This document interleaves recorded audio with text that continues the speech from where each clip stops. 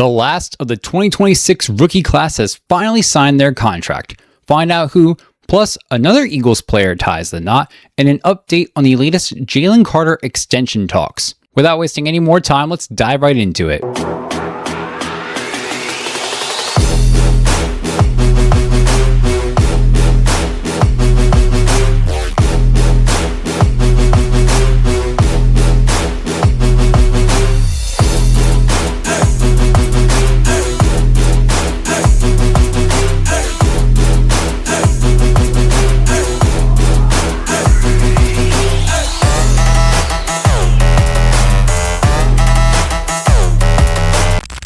What's up, y'all, and welcome to 2nd and 15, a Philadelphia Eagles fan podcast powered by Olde City Sports Network, the best network for all your Philadelphia sports needs. This is your host, Michael Roscoe. A bit of a slow week specifically for the Birds, but we do have a couple things to talk about, so let's get into this week's topics.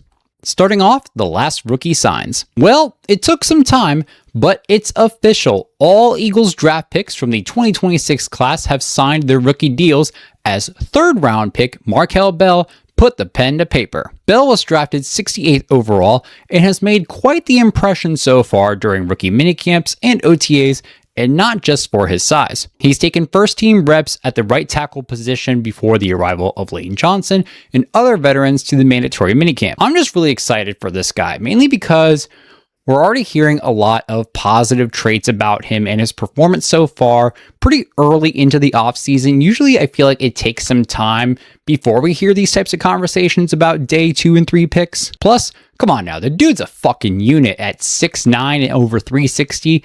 You rarely get guys of that stature who are also incredibly athletic on an NFL team, and for Philly to have 2 of them, when you include Jordan Mailata, is an absolute blessing. Also, historically, the later round offensive lineman draft picks have performed better than a lot of the day 1 picks, at least in this century. So congrats to Bell on finally securing the bag, and I can't wait to see what his first season has in store for him. Next, an Eagles player ties the knot. Over the past weekend, it was announced that Eagles wide receiver 1, Devontae Smith, got married to his now wife, Maya Danielle, just about a week and a half ago at Walt Disney World in Florida. A large collection of Eagles, past and present, were in attendance, including Jalen Hurts, Nakobe Dean, A.J. Brown, and Isaiah Rodgers, just to name a few. Recently on social media, a video came out from the wedding of a large line dance in which Devontae Smith and Jalen Hurts were seen side by side, donning cowboy hats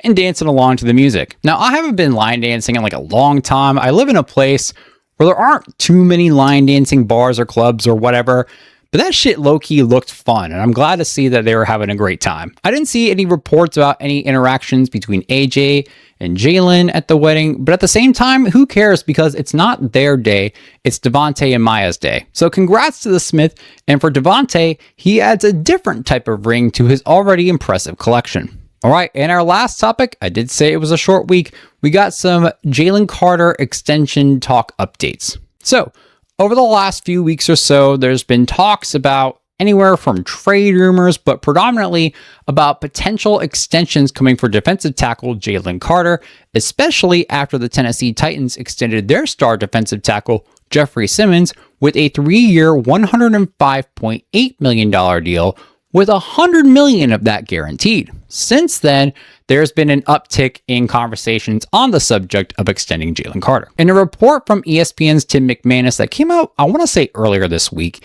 he had stated that the contract extension scenario is going to be, quote, tricky for Philly, not only because of the Simmons extension, but for other characteristics such as Jalen Carter's character coming into the NFL, his back-to-back Pro Bowl nominations, the downfall of the A.J. Brown contract, and injury history were just some of the other considerations going into this extension scenario. Now, the one that sticks out to me personally the most, obviously because it just happened not too long ago, was the A.J. Brown contract fallout. Now, he had signed an extension before the start of the 2024 season, which was supposed to last for 3 years. However, AJ only fulfilled 2 of those years before his complaining finally paid off and he was traded off to the New England Patriots. Now, I gotta imagine that is something Howie does not want to happen again, especially with the dead cap hit that we'd suffered. But it's not as bad as it could have been before June 1st, but it's not great as well. So he's really got to nail this extension signing for Jalen Carter. He's got to deal with the dead cap from A.J. Brown while trying to stay competitive with the annual pay of contracts for other teams that have offered to their defensive tackles. For example, Simmons' contract will equate out to about $35 million a year. Now, of course, just because it averages out to a certain amount of money per year doesn't mean it will all be the same amount per year. It could be 50 million one year, then 20 the next year, then 35, and so on. But this signing for Simmons does set a baseline expectation for a certain value per year for a contract extension. Meaning if the Birds want to extend Carter, they're going to have to either match Simmons' values, go above that, or add incentives on a contract that has a lesser value if they want to keep him in Philly. If they do go the higher money route to average out more than what Jeffrey Simmons got, I feel like that amount is going to have to equate to somewhere around 36 to 38 million a year. At the same time, though, Philly's got to avoid a repeat of the A.J. Brown dilemma, so there needs to be some solid protections in place for the organization with this possible contract extension. Maybe include a no-trade clause, a smaller amount of guaranteed money at first, followed by a larger amount for staying the full duration of the contract. Or if there is a trade somewhere in the middle of the contract, the team takes the remaining bulk of that contract. I don't know exactly how that all works, but Howie Roseman just needs something smart and protective because the dead cap hit already puts the Eagles on a tight spot for this season, maybe another one. But if something like this were to happen again, it could fuck them over for the long run. It's definitely going to take a lot of negotiating and finagling to get something that both Carter and the Birds can agree upon. And with the window of time seemingly getting smaller, McManus hopes that something will get done before training camp, which is now a month and some change away. However long it takes, if they do an extension anytime soon, because remember, they did exercise Carter's 5th-year option, so he's good for this year with the $27 million.